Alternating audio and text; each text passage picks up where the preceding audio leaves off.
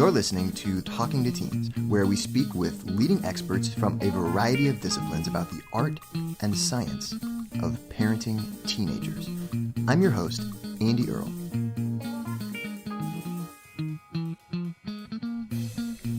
We're here today with Nicholas Boothman, who is the author of one of the books that really changed my life when I was in high school and got me interested in the psychology of interpersonal communication.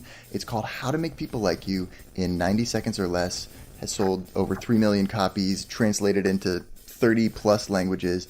Really excited and interested to talk to him today about ideas from that book and also from his new book, Story Speak, which is about how businesses and people can develop the skill of speaking in stories. Let's jump into this here. Nick, thanks so much for being here. My pleasure. Great to meet you. My qualifications, apart from what I've written, are that the total age of my children is 216. So I've got 216 years of parenting experience. They're all useful. They all have got amazing jobs all over the world, seriously good jobs. And we raised hers, mine, and ours, which is, we raised all of them, but hers from her first marriage, my wife's from her first marriage, mine from my first marriage, and ours together. We raised all of them, which also is special. So that's my experience in parenting. So I've been through a lot of teenage years, and my grandchildren are now in their teens. So I've got generations that we can look at the various generations of teen and see how they have developed to where they are now. And the changes, as you know, are massive. And also, my experience is also the European experience and the North American experience and the British experience, all of which are different. We commute to Portugal, and I have grandchildren in Portugal who are raised very differently there than children in North America. In fact, my 10-year-old grandson, who's quite small, for the last 2 years has been training to be a bullfighter. Wow. So that would render my daughter in prison if she was in North America for doing that. But he loves it. I mean, you can't stop it. It's his choice. And he's brilliant. He's very, very clever and very, very smart. So I've got a lot of perspective along a lot of things. But the North American concept that you are your kids' friends is nonsense. It's absolute nonsense. You know, you're there for them. You're there to guide them. You're there to do stuff for them. And you love them and you'll die for them. You're a friend, give me a break. We're wearing the same clothes, give me a break. Or you're called Junior the Third, give me a break. You know, I think your job as a parent is to produce a productive member of society who is resourceful and you know, the philosophy that Wendy, my wife, and I have had is basically it's roots and wings. You know, you're 14, you're now a consequential thinker, you're now on the edge of the nest, I'll kick you up the arse and start flapping. You know, because you've got to make something of your life. And not in a nasty way, in a great fun way. I have so many people I hear from these younger generations say, oh, my job in life is to make sure my kid never has a bad day. Oh. No, they're everywhere. I talk to thousands of people all the time. I just did a 3-day workshop now. I've just come off it this weekend.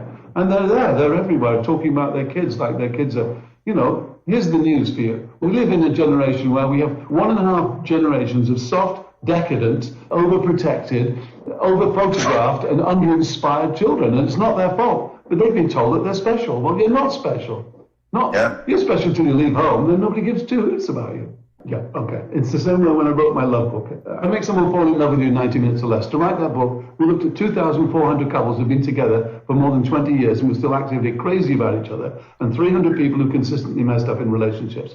All my books are based on modeling excellence in other people. Okay?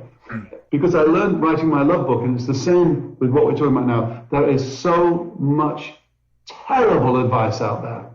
There is so much crappy advice about love, about raising children. People giving advice, boys' children are a bunch of wankers, okay, who cannot work and cannot find a job. All my kids have found work since they were old enough to work. They all found it. We've never given them anything except an upbringing. And they've done it on their own. They paid their way through university, they did everything. We're there for them, we love them, and they know that. And they love each other, because they're hers, mine, and ours. But none of this, you know, I'm your best friend.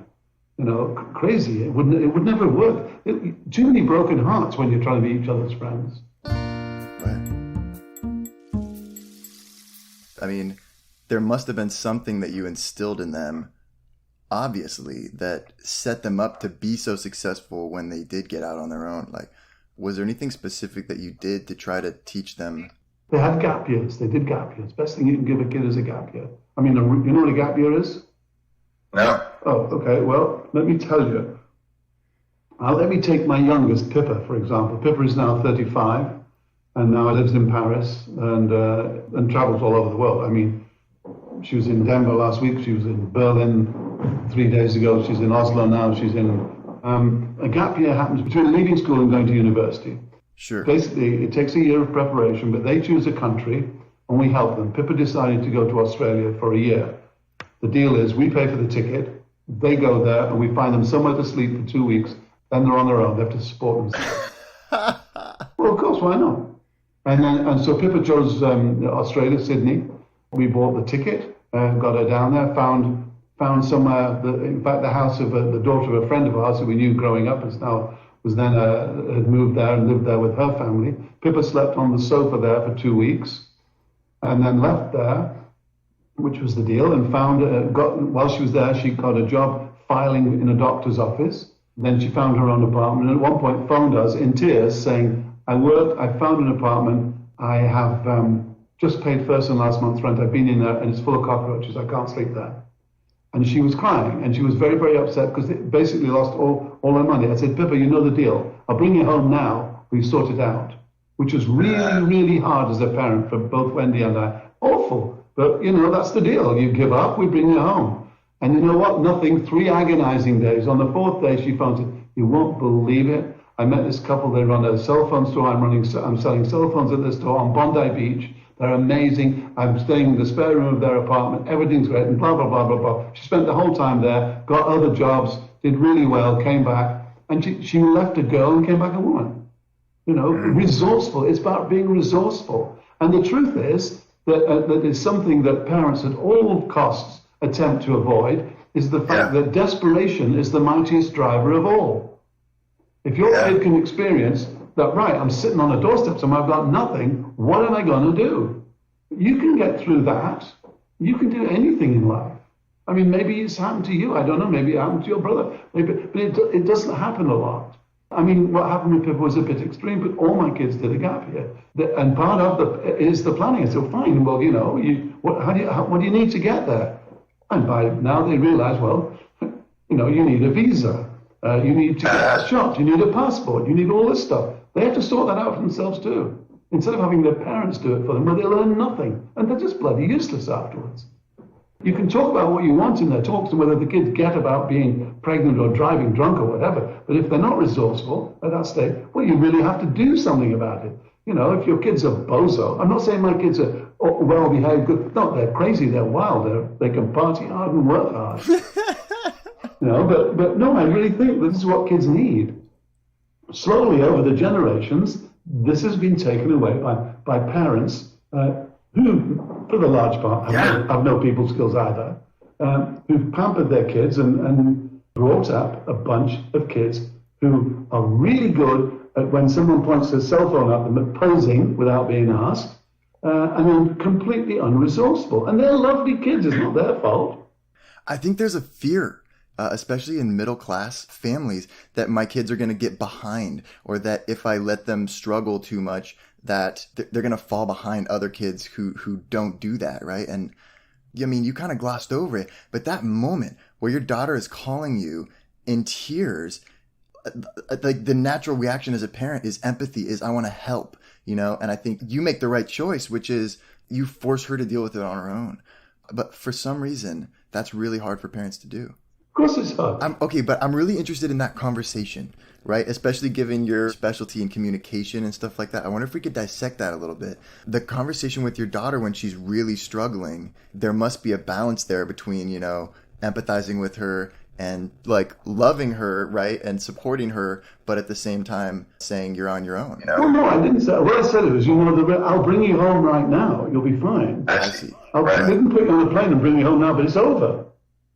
Yeah. You're not going back, so it's up to you, and that's life, really.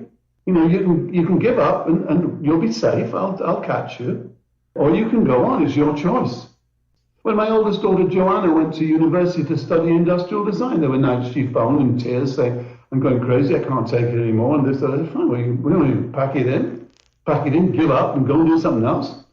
Think about it if I was you. Call me in tomorrow or call me the day after. And it was always, I felt so bad last night, But I didn't say there. And it's not, look, it's believe me, it's my wife is a lot better at this than I am. But we're both pretty practical people. Well, we're very emotional people, but you're raising a splendid creature. Well, like I said before, at 14, they're consequential thinkers. You don't need to tell them if you get drunk and drive, you'll crash. You don't need to tell them that. You're going to say, look, what are you going to do about it if you get pissed? What are you going to do? You're going to call Keys or Us or Cars or Us and get a cab home? Because that's what I want to know. If they're going shagging and don't say, did you have sex last night? What are they going to say? They're going to say, no, I don't know. Of course they're going to say that. Richard Branson has a story of what his mother did when he was 5 years old. He was making the story of his mother kicking him out of the car and saying, find your own way home. But basically, he was in the car and his mother was fed up with him and she said, you get out of the car and you find your own way home. And he did. And he attributes that to his ability to basically do anything.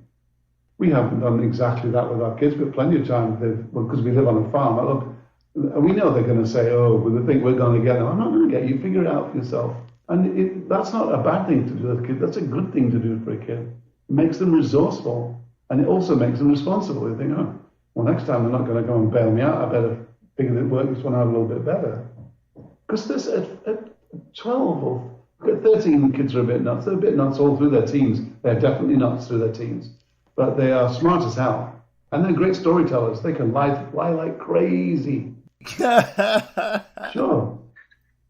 Yeah. We teenagers do tell the most lies and are the most proficient liars, according to a couple different studies. 5 and 4 and 5-year-olds are pretty good at it too. Yeah. He stole my thing. No, he didn't actually. I see it right there in your hand. Yeah. I have a thing in one of my books where one of the things we did for the kids was for 1 year, on the first Tuesday of every month, we visited a different country for dinner every month for a year. And what we actually did was that we would choose a country and then we'd say, fine, Wendy and I will research the food of that country and cook it. And you guys will go and research the country. One would do tourism, one would do industry, one would do weather, I don't know, whatever. And then when we had the meal, each kid had to stand up between the course and for about 3 or 4 minutes, give a little talk. And in the beginning, they were nervous and shy, but after about 2 months, they learned how to do research. In fact, I remember once getting a phone call from a guy saying, can I speak to Sandy? Sandy was, I think, 10 at the time. I said, who is this? It's the Mexican consulate. She phoned asking for some information, and I don't have the address. You want to send it to her? Well, do you think that it helped our kids in their life growing up when 5 of them can stand up at the drop of a hat and improvise a speech anywhere? Of course it helped them. Absolutely. It helped them when they were stuck in Sydney in Australia, and they knew how to get up and walk into somewhere and start talking to people about what they need. Of course it helped them. But I mean, that's more use than trying to make sure your kid doesn't have a bad day. Teach them how to speak in public. It's the number one identifiable predictor of success, the ability to speak up and say something important or not something that matters. Right, and it's also the number one fear that people list when they list fears. Yeah, it's the number one fear until someone's standing in front of you with a machete in your face. Yeah, exactly.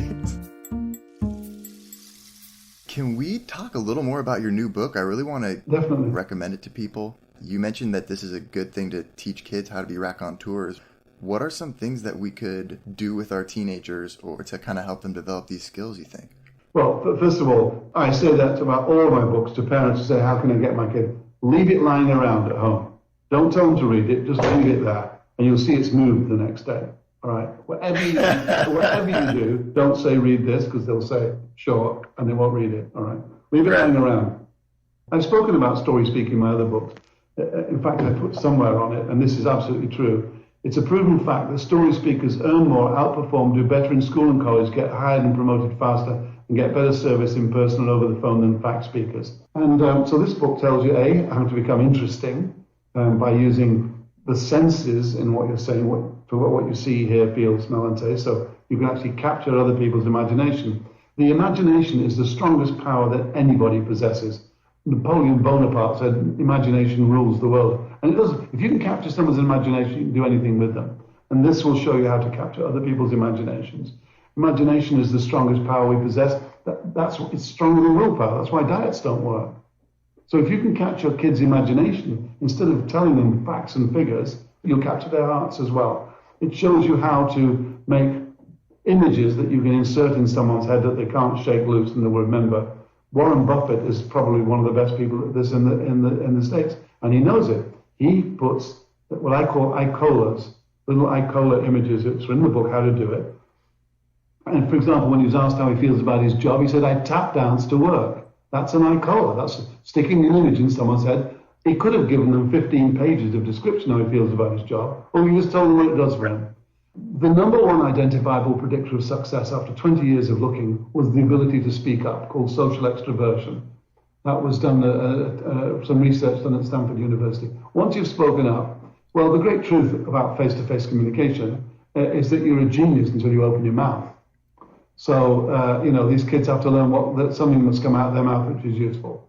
And look, the kids are great. They're greater today than they've ever been. They're just getting messed up by parents who don't know how to raise productive kids. The book is also, it will tell you how to tell stories that have a point. I just used the story of Pippa to you to illustrate the fact that a kid needs independence and can triumph through it. Instead of telling you, I told you a little story. Parents can tell their kids little stories will make much better, do much more for the kid than telling them not to go out and get screwed or get pregnant. They say, I just heard this incredible story today about this girl who went out and all blah, blah, blah, blah, blah, and just distance it. And instead of you telling the kid what to do, you're just telling the story about someone else, which they will remember and they can form their own opinions of. Yeah. Storytelling, story speaking in raising children is utterly fundamental.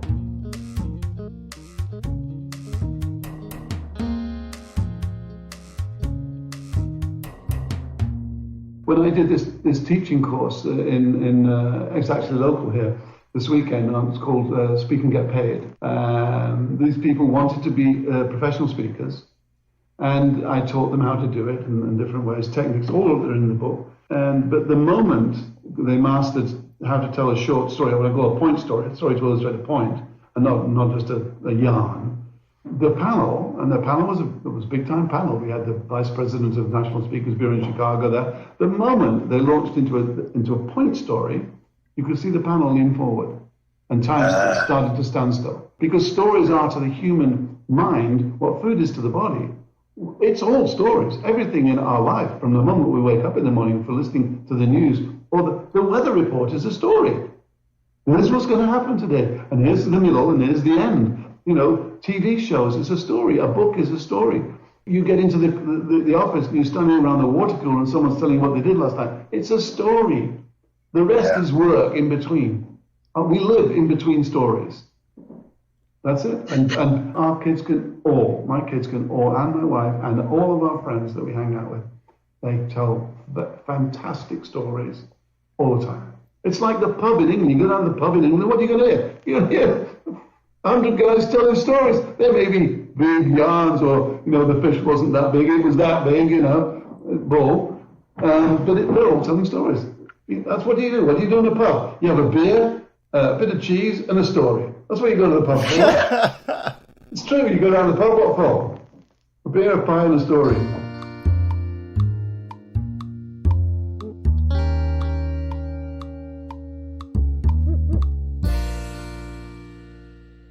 To me, we were talking about the role of parents is not to be a friend. It's, what is it? I mean, to me, a lot of it has to do with values and imparting values to your children that they can then take with them when they're out on their own. And I think you clearly have a really strong value of self-sufficiency that it sounds like you've really worked hard to impart. The stuff with the different countries and sending them on gap years around the world, right? There's something about a worldliness that seems like is a value that you've imparted. Imparted is the word. We don't teach them values, we live values.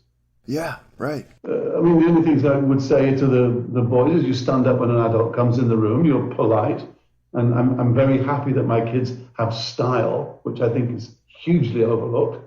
They're stylish kids. And in this book I'm just doing now, I think you have seen a copy. Yeah. Right at the beginning, I talk about, in my acknowledgement, it is to, wait, I'm going to read it to you. For story speakers everywhere, but it means for raconteurs everywhere. Stanley, Thomas, Kate, Joanna, Pippa, they're raconteurs. They can talk to anybody and make it sound interesting. They can talk about anything. And I think that's important too, that you teach your kids how to be a raconteur. A lot of people don't know what a raconteur is. A French word, a raconteur is somebody who can make anything sound interesting. They can tell you, they can make it sound interesting from parking their car in the parking lot of the supermarket to getting into the supermarket. They'll say, you won't believe what happened in the parking lot. I could not believe what happened. They make things sound interesting. That's a great skill to teach a kid. How to be a raconteur. How to make them talk and make things sound interesting. These are simple things. And so we don't tell our kids, nobody is going to tell a kid, don't drink and drive, because they know already. You don't tell them. It's like, there's not a single person in this world needs to be told how to lose weight. They know. They just don't do it. Okay. But we have high standards. My wife has very high standards, which I admire and have rubbed up on me. Our children live them. We didn't have to give them those values. They live those values. In fact, they're more likely to tell me what to do these days, or not just these days, for the last 30 years. Dad, you can't do that. That's ridiculous. But, and I don't mean that in a smart ass way, but... Sure.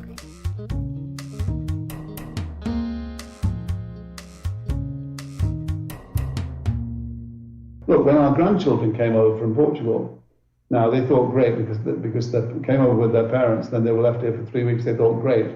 For once they can have their iPhones and their iPads in bed. Not a chance. You hand them in before you go to bed. And they were fine. You're not having that thing going whilst you're trying to sleep. They never slept so well in their lives. And they didn't argue either. You put your phone down here or else you go and sleep in the garden. There's a lot of research that kids today are like sleeping with these things under their pillow, right? I mean, they're taking the phones to bed with them, and even just the light from the screen delays melatonin production for hours, is terrible for the sleep cycle, right? Like, not to mention the intrusion of these devices into our lives, right? And not to mention the dumbing down of the imagination. If you went to bed when I was a kid, occasionally I could listen to a play on the radio, a radio drama thing, which is great for the imagination. This has been so much fun, and well, thank you. And nice to meet you. Absolutely, yes. Okay. No. All right. Have a wonderful afternoon. Bye. Okay. Bye. Thanks for listening to the Talking to Teens podcast. If you have any questions or just want to connect, you can always reach me by email, andy@talkingtoteens.com. We'll see you next time.